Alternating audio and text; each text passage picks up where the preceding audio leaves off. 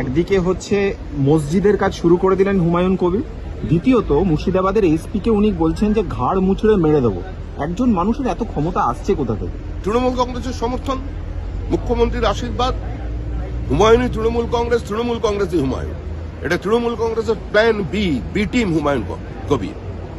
হুমায়ুন কবির তৃণমূল থেকে আলাদা কিছু নয়। যে রাজ্যের মুখ্যমন্ত্রী ঈদ উল ফিতরের মঞ্চে দাঁড়িয়ে বলতে পারেন যে বিজেপি ইজ প্র্যাকটিসিং ধর্ম ইজ এ গান্দা ধর্ম, যে রাজ্যে একজন দায়িত্বশীল মন্ত্রী এবং কলকাতা কর্পোরেশনের মেয়র প্রকাশ্যে দাওয়াতে ইসলামের কথা বলেন এবং তারপরেও মুখ্যমন্ত্রী চুপ করে থাকেন, তার বিরুদ্ধে কোনো ব্যবস্থা হয় না, তো সে রাজ্যে মিনি পাকিস্তান বানানোর চেষ্টা হবে, এটাই স্বাভাবিক।